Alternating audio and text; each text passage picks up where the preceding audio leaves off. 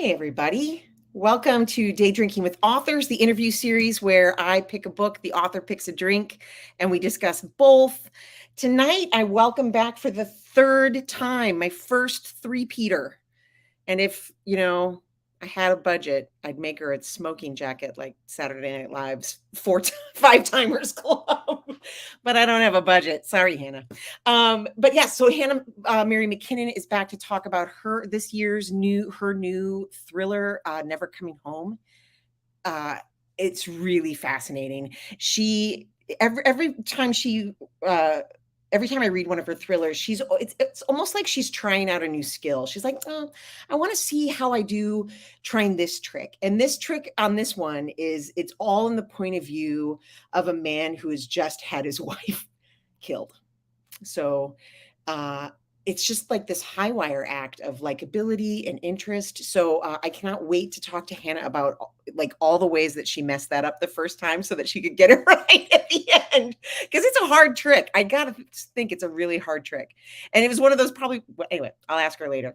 I'll ask her when she's here instead of just rambling on to you guys. I am going to read the back cover copy because my mom likes that. I also love this tagline. It's so good. First comes love, then comes murder.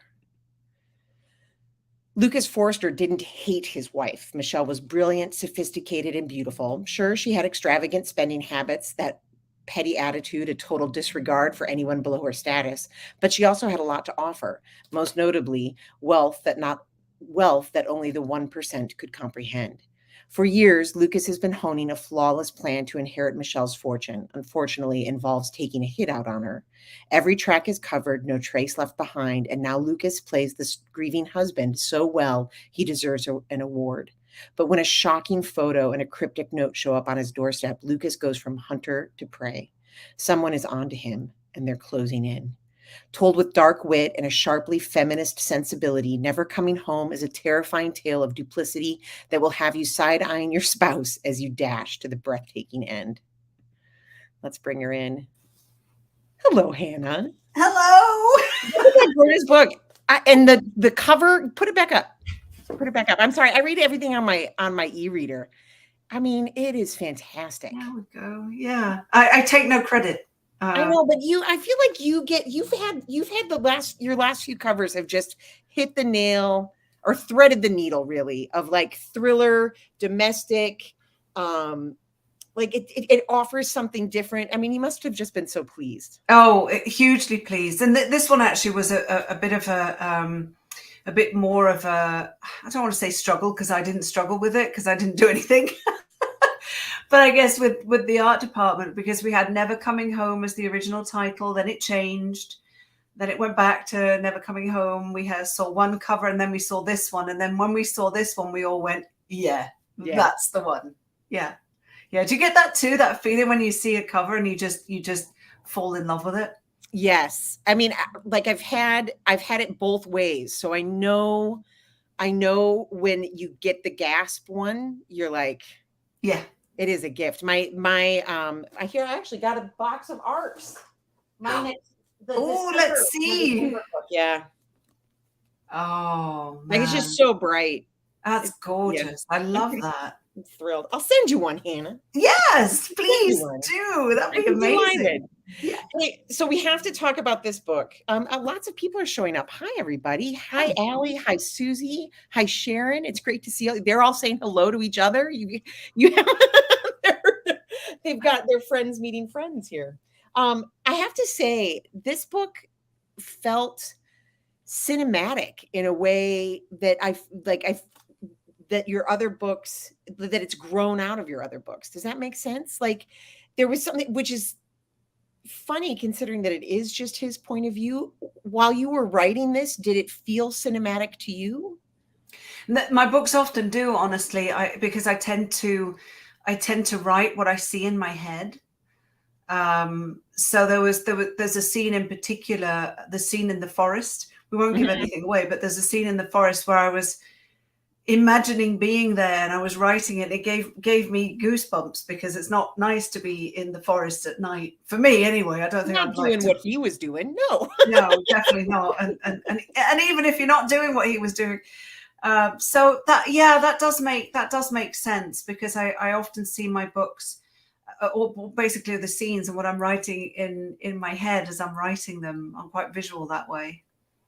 One of the elements that I thought was kind of the most cinematic, like it really started to unspool as I was reading, was when Roddy showed up. So you have this your hero here, your villain, your hero villain, like whatever we're gonna call him. Lucas, his story sort of, he's telling us his story sort of as we go along, but then he introduces this character Roddy, who Mm-hmm. is a criminal from Mm-hmm. London that's from his past.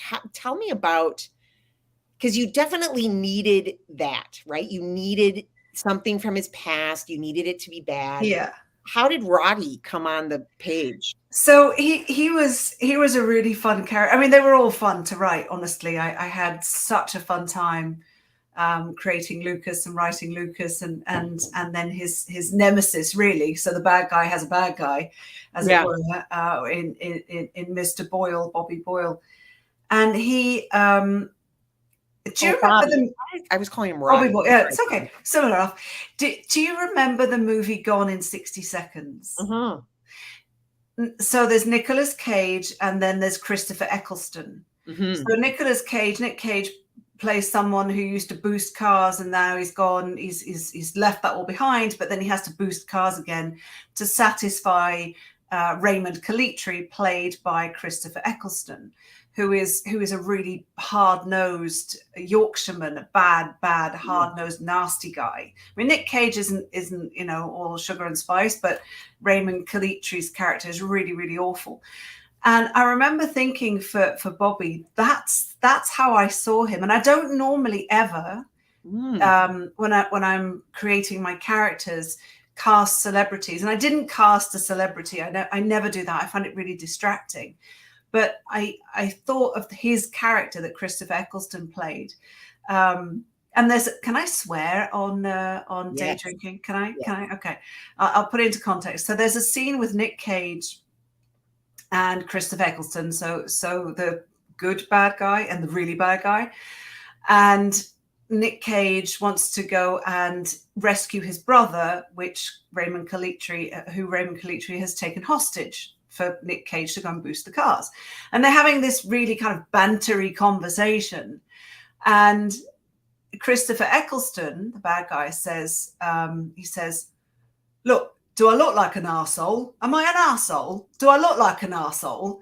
And Nicolas Cage goes, "Yeah." And that still cracks me up. I don't know why I find that scene so funny, but it's just so deadpan. Yeah. You asked a question, do I look like an a-hole? And yeah, you do. So I'm going to tell you, even though you're a bad guy. So when I did I had a chat with my audio, the narrator, Alex Wyndham, and I sent him that clip, and I said, "This is how I see Bobby Boyle." So he just came from, I needed somebody who was worse than Lucas. He's a criminal, but he still has morals. Right. A code. He has a code. And it just kind of came from there. I mean, man, these characters were fun they're criminals, but they were fun to hang around with. Yeah, well, something, I could imagine that, and I could kind of see that in Lucas, and I wondered how much he changed from your idea to your draft to your edit, and Not to your editor's feedback. Actually, not a huge amount. Really? Yeah. So Lucas was very good to me, Murderous Ways and all, because he showed up really early on. And there have been other characters. Josh in Her Secret Son, I was deep in edits when finally I realized what he wanted, and really what his motivations were and what he sounded like. And I remember actually saying out loud, "Where have you been? Yeah. Where have you? I've been waiting for you to really to get a grasp on what he was like." But not with Lucas. His voice was very, because I plot. So I'd already built out his backstory a certain amount and thought about what he was like and what his wife was like and his background.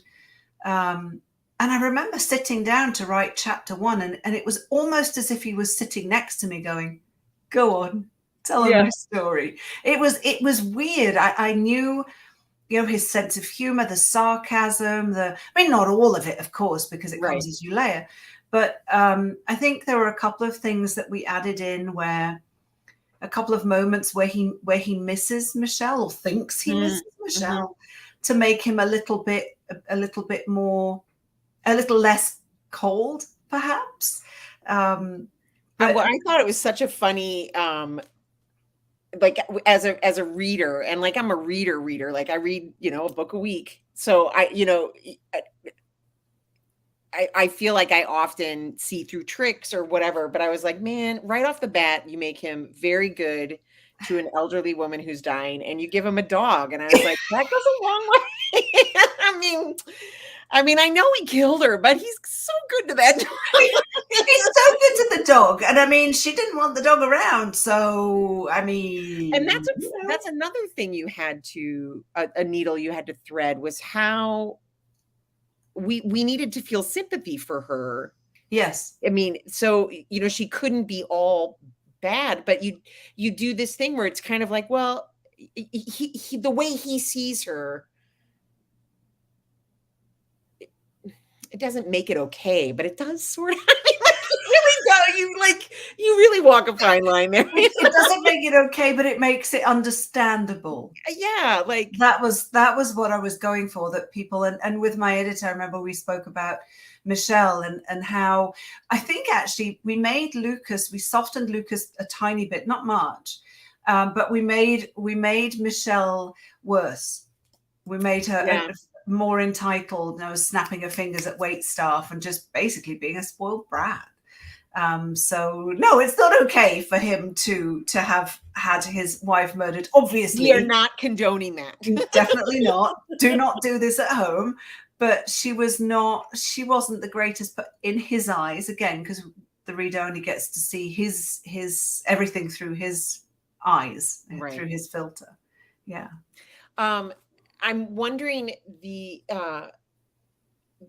needles that you had to thread in those characters, but there was also kind of a really interesting um needle. I'm really belaboring this needle thing, but between the dichotomy of this guy who's pretending to grieve, and he's living a very small life. It's a mundane small life. Like, we are going to walk his dog with him, and we're going to go swimming with him, and we're going to go to work with him. And then you do have these giant scenes that are thrill. He gets in his suit and he goes out to try to find his wife's spot. Like, it's an interesting dichotomy, and I was wondering if you found the pacing of this novel tricky. I remember we did a bit of work on the pacing on the first half. Well, actually, probably the first third, I think, because we felt there was perhaps a little too much of his history. Because it was really important for me when you choose to write the story from the villain's point of view. You gotta get the reader to want to go along for a ride for 300 odd pages. And if they're just despicable and nasty all the time, that's one way. I mean, Kara Ruder in Best Day Ever did a brilliant job doing exactly that. Her character, Paul, who had decided this is going to be the best day ever because he's going to kill his wife that day, is one of the most despicable characters. And I could not put the book down because I wanted to see if what was going to happen. Is he going to kill her? If he does, is he getting away with it? Is she going to realize what is going to happen? But I hated him, and that was, for me, that was fine, no problem. But I wanted to go take that in a different route, where I wanted the reader to at times really like Lucas. He's good to his dad. He's good to his ailing mother-in-law. He's good to the dog. He's good to generally people. The guy when he goes to the gym, he's very polite. He's really polite to everyone, really. To your average Joe person, he's lovely. He's not a snob in any way at all. In fact, he kind of despises snobbery, really. So I wanted the reader to understand why he is the way he is, how he has become who he is when the book starts.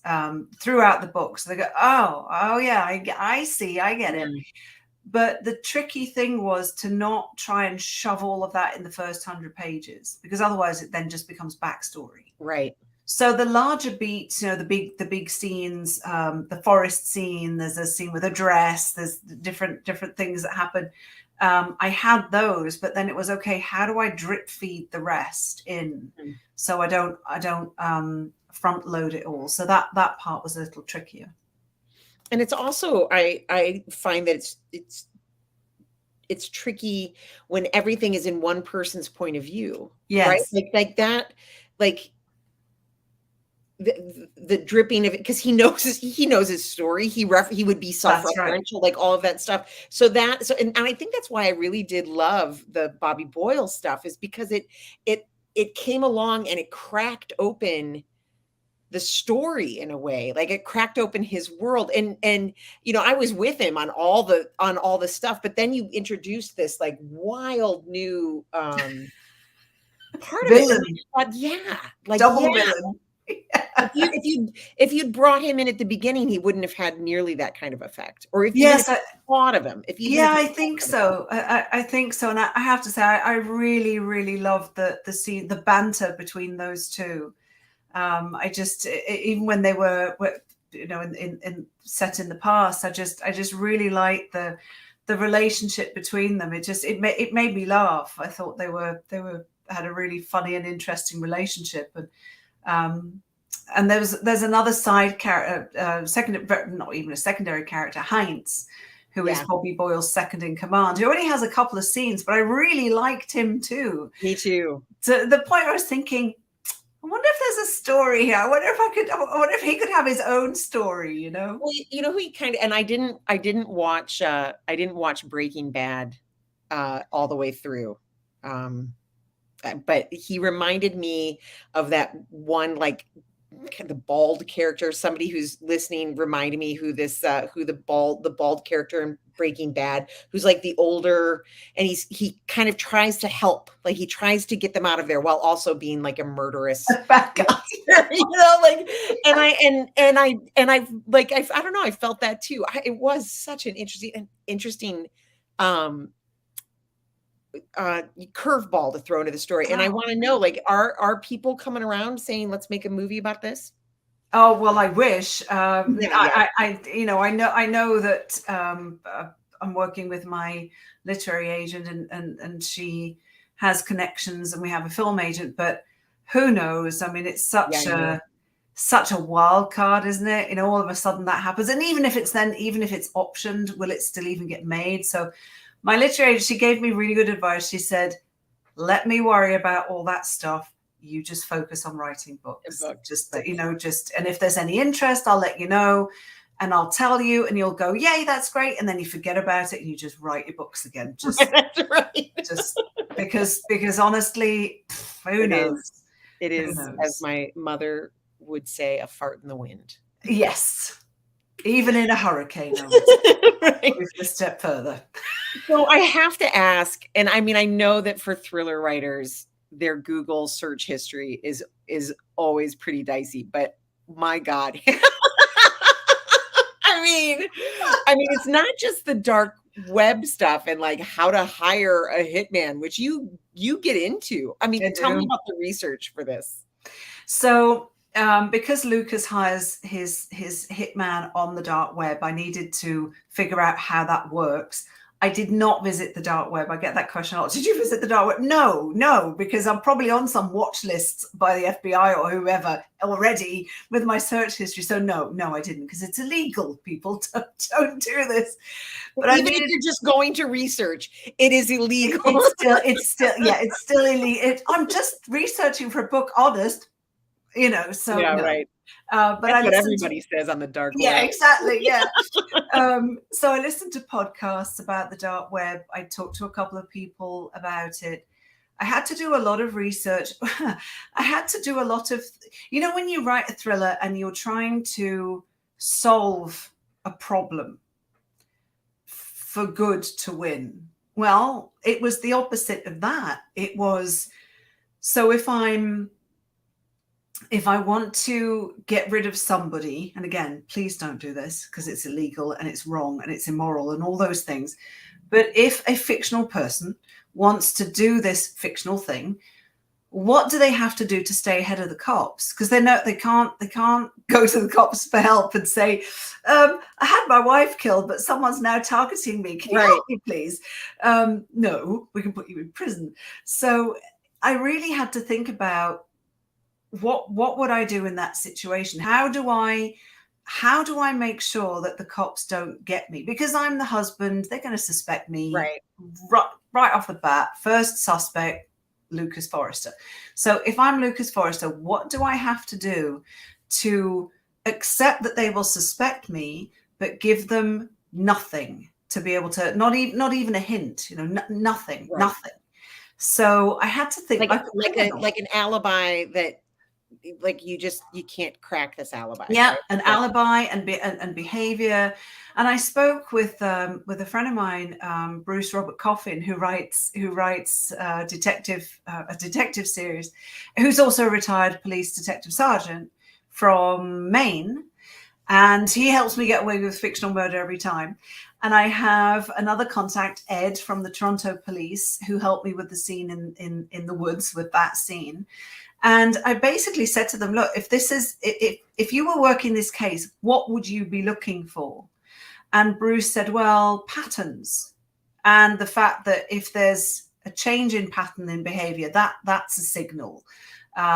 If there is no pattern, that could be a signal. Behaviors. Right. So that was why there was a lot of that stuff fed into the book. So it really was research about staying ahead of the cops. And then there was medical research for the ER stuff and paramedics and stuff. But basically I spent about 6 months thinking like a crimo. Oh man, that's a dark headspace too. But it was funny, so it was fine. Right. I mean, if you're going to be in the mind of a killer, he might as well have some wit. He might as well have some wit, which hopefully also goes a long way with the readers, because being in the killer's mind for 300 odd pages, like I said, can be a bit tough. So hence the humor. Hopefully it lands well. Well, I found it pretty delightful, I must say. Thank you. You reference an app where like you can pin a location. That's right. But it uses 3 words. That's right. So, I mean, obviously you found that in your research. Were you like, my God, that is a murderer's tool? Seriously, I heard of that before. It's 3 words, and it does exist. So basically, there's the map of the world. They've overlaid it with a 9 by 9 foot grid, and each square is assigned 3 random words. So it's like GPS coordinates, but much easier to remember. Right. So lots of people have used this, and if you download this on your phone, if you get lost in the woods and you get a connection, you say, what 3 words? And these are the 3 words. This is where I am. And it's really, really precise. So hikers have been, and it's true in the book, he says lost hikers have been found with it, and accident victims have been located faster with it. And that's all true. But the 3 words that I assigned for the locations are somewhere out in the Pacific, I think. If you actually look, I thought I can't actually use someplace real, because what if someone goes and digs up? What if they find something? Then I'm really toast. Right. But yeah, that was really interesting. I'd heard about it and I found it really cool. And then I thought, oh, I wonder that would actually fit with the plot. So there's tech in there as well, a little bit, not massively, but there's still tech in there with stuff. Yeah, I mean, it is really just how he managed to orchestrate all of this over many years without leaving his fingerprints anywhere. That's right. Yes. I saw a review somewhere where they said, if you're ever looking for a handbook how to kill someone, read this novel. I thought, oh God. A little bit. A little bit. Do you read your reviews? I read some of them. I generally read the good ones if I see them, if I'm tagged in something. And for anyone who's watching, if you don't like a book, feel free to review it, but don't tag the author, please. Please We don't tag don't. the author. It's not nice to hear your kids are ugly, and if we want to know they are, we know where to go. Goodreads filter 1 That's star. right. We know where they are. I mean, if we really want to self-harm, we can do Exactly. it. We don't need your help. No, we know where to go. But I don't often read them. There's still one, I think, from Publishers Weekly for You Will Remember Me last year that I still haven't read because it's not good. But each to their own. But I don't generally go looking for reviews. But sometimes, honestly, if I'm having a really bad day, struggling with a plot or writing and thinking, oh, this is a nightmare, I might go and treat myself to a couple of the 5-star reviews on Goodreads. Filter. Because it's balm for the soul. It is a lonely, cold, hard business. And on a bad day, the comfort it's a lifeboat. A reader who loved a book and wrote something nice about it. Oh, yeah. Can't get enough. It's lovely. And if I see them on Instagram is probably where I would see them most. When people tag you, and that is so lovely. I mean, that's like when somebody reads a book and then writes a super review and then takes a super lovely or just a picture. It doesn't even have to be super stylized, or just I just find that so lovely. It's so kind. Do you read yours, Molly? It's funny. It's like, it's like no. As a rule, no. Like, no. My cold hard answer is no. I will not often. When a book is coming out, like The Sunshine Girls is coming out in December, and so once every few days I go look on NetGalley, and if my star rating is staying the same, I'm like, that's fine. Don't go in there, Molly. Don't go in there. Yeah. But there is something that happens that is like a self-harm. Like, it's a spiraling thing where if I am feeling like the imposter syndrome is hitting hard, I will go and I'll read just to prove that, yes, that I don't know anything. I mean, it is. And then you wallow in it for a day and you're like, oh, yeah, enough. And remind us how many books you've written. Who, me? Mm-hmm. Yeah, a lot, but a lot of them have 50 books, all of them with at least 1 star. So mine too. Yeah, absolutely. But I think that's it's I don't like every book I read. Mm-hmm. I don't like every movie I watch. I don't go rate something 1 star if I don't like it, because I know how much it hurts. So I don't do that. But it would also be wildly unrealistic to expect everybody to love our stuff. Right. Exactly. And if we weren't pushing some kind of boundary, like pushing some kind of boundary gets you a 1-star review for sure. Trying something new will get you a 1-star review. Oh, definitely. Yeah. Allie says, how about writing an anthology of short story follow-ups? One could be Heinz and one could be a Sister Dear sequel. Oh, they really want a Sister Dear sequel. The world, I remember reading that book, and when it first came out, everybody was like, where is the sequel? I could do a sequel to Sister Dear and You Will Remember Me, and a follow-up, a little novella for Never Coming Home. That's a great idea, Ali. I'm going to park that in the back of my head. Bonus content for your newsletter and for the First Chapter Fun crowd. How is First Chapter Fun going? Speaking of something that is 3 years old now? 2 and a bit. So it was in March 2020. Well, like day drinking. I mean, it's pretty much the same time, right? Something that we both said would be a temporary project, and here we are, still going. Are you taking a break at all this summer, or do you take breaks? I mean, I know that you I'm so sorry. Who are you doing it with? Hank Philip, you're right. Yeah, we have not yet, and we have reads planned until, I think I just booked one today for December 20th. So we're committed until the end of the year, probably beyond, I would think. We always said we would stop when the audience goes away, and it hasn't. Yeah. Which really surprised us because we figured that with the plague receding and people being out and about more, that we would probably see the audience drop, and we haven't. In fact, it's increased. So Tuesday, I'm reading As Seen on TV by Meredith Shaw, and that's episode 276. How about you? How many episodes have you done? I mean, must be over 100, sure. I should count, but I haven't. But I take some breaks. Like I'm gonna finish off June. I've got one at the beginning of July, and then I'm just gonna take a break for a little bit. I take a break over Christmas. Oh yeah, good plan. Yeah. Yeah. Well, for us, there are two of us doing it, you know, and it's so it equals once a week for us each. So first chapter fun going forever. Oh, thank you. Well, she's not leaving, guys. I'm sorry, we've started.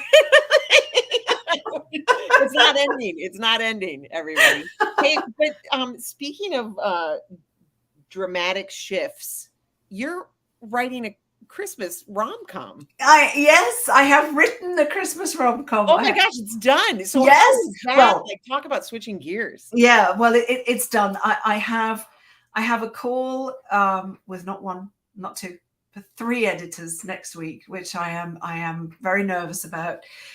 Just an editorial call, you know, because they have the manuscript, and now we're going to talk about it. So 3 editors. 1 in Canada, 2 in the States. The 2 in the States work together, and then 1 in Canada. I believe the 4 of us are going to get on the call. I think so, or I don't know. I believe so, but yeah. So next October-ish, not this October 2023, a Christmas book will be released under the name Holly Cassidy, and nobody dies. Who knew? And it was so much fun to write. It was, you know, it's about Bella, who's a real estate hotshot, up and coming real estate hotshot, originally from Canada, now living in LA. And she's sent to the Colorado mountains to a place called Maple Falls to acquire a building with an oldie worldy failing Christmas shop. And she reckons, I'm gonna get this deal. The ink's not even going to be dry, and I'll be back on the plane. You know, this is a slam dunk, no problem. And then she meets the owner's grandson, hunky electrician Jesse, who says, you're not buying this building for pennies on the dollar. Absolutely not. And then they end up entering the Maple Falls holiday games together, and the winner will take all. So either buy the building really at a high price, buy the building at a high price if she loses, or buy it at a low price if he loses. And the Christmas games are led by, and I hope I get away with this, are led by the seniors club, the Meriatrix. And the leader of the Meriatrix is an avid crime reader, so she makes the games as twisted as she can get away with. Oh my gosh. That must have been so much fun. It was fun. Sharon and I are saying the same thing. That must have been so much fun for you to write. Really what a was. departure. It really was. It was, you know, it's funny and lighthearted, and there's banter, and I'm going to say it because it's a rom-com. There's a happy ending. Good. Because you know, if I killed them all at the end, surprise, they're all dead. So you've got that out in 2023, Hannah. Will there be another thriller out for you? Yes. So there's another thriller in probably the spring. I would think that's done. I don't have the pub date yet, but I imagine it will be spring. And that one is about, we're still debating the title, but it's about an anger management therapy exercise gone wrong, where Frankie lands in anger management group therapy because of something that happened with a client at work. And she is asked to write a forgiveness list. So a list of people she could work to forgive if she chose to, because that's heavy baggage to carry around, right? So she writes this list, but it's not a forgiveness list because she hates them all. So it's really not a forgiveness list at all, and doesn't really think much of the fact that she loses the list until people on said list start getting hurt. And one of the bigger problems is that her name is on the list, and she put it there because her past self is the one person she can never forgive. So now she's in trouble. Oh, Hannah, that's good. I can't wait for that. Oh, I can't wait for that. And you don't know the title yet. All right. Well, No, we don't have a title. It'll be. I'm thinking it'll probably end up. I don't know, but it'll probably end up with something as the something list. I would think. I'm not sure. We've been debating titles. We were debating titles today again, and I am. How are you with titles? Because I'm rubbish. I'm either A+ or F. There's nothing in between. Like it's either yes, perfect, or wah, wah. Yep. I'm more of the wah. Yeah, I like. Well, it's there. It's hard. It's hard. It is hard. It's almost easier to write the whole book than it is Yeah. come up with a snazzy title. The cleverness thing, the clever thing is really tricky. Like, you go on TikTok and there are all these authors who are like crushing it on TikTok. And I'm like, well, it's because you're so clever. Yeah. That it's just the clever part is hard. So. It is. And TikTok's especially hard. It is a and I'm not dancing for anyone. Yeah, no, I'm not dancing either. I wanted to say before we go, I'm going to post this in the Day Drinking with Authors Facebook group page. Hannah, myself, and then Hannah McKinnon, who is an American writer who obviously shares a name with Hannah Mary McKinnon. Is that why you had to put the Mary in? Yes. Yes, it is. Absolutely, because her book. So she wrote YA, and then she has these I love her stuff. She writes these gorgeous. Oh, I just finished. What do you call them? Family dramas, I guess. Or yeah, I mean they're like God, they're like what? What's her name? Deborah Smith. She was a romance writer back in the day, but they just like epic family, super, super rooted in a place. Yes. Like the place is a character, kids' point of views. It's a beautiful book. Line in the Sand is the one that I read. Oh yeah. And Hannah's writing is just absolutely gorgeous. And when Time After Time, my first one came out, it came out as Hannah McKinnon. And then I think it was when The Neighbours published, or was going to publish, they asked if I would want to change the name or write under a pseudonym or my maiden name. I said, no, because nobody can write or pronounce my maiden name. Forget it. That's not happening. So we added the Mary, and we still sometimes get tagged on stuff. So I'll still get tagged on these gorgeous reviews for Hannah's stuff. And then I say, thanks very, very much. But all kudos goes to this Hannah McKinnon. I'm the Mary. Dark hair, dark stuff. Right. We have one more quick question from Shannon. Do you have a name for the Christmas book? No, not yet. Oh. No name as yet. But let's tell people what we're doing, you and Hannah. Well, right. Sorry, distracted there. So the two Hannahs and myself, we're doing part of it is live in Burlington. No, any of it is live. You can go to Hannah. It's all online. Sorry. It's all online. I'm sorry, Allie. Next time a live event in Burlington. I saw that out of the corner of my eye. Yes. It's all on Zoom. I'm going to share the link in the Facebook group.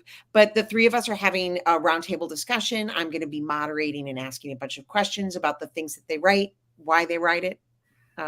It'll be a lot of fun. It's going to be fun. It's going to be so much fun. I'm really, really looking forward to it because Hannah and I have been in touch just because of the name. It's really funny, right?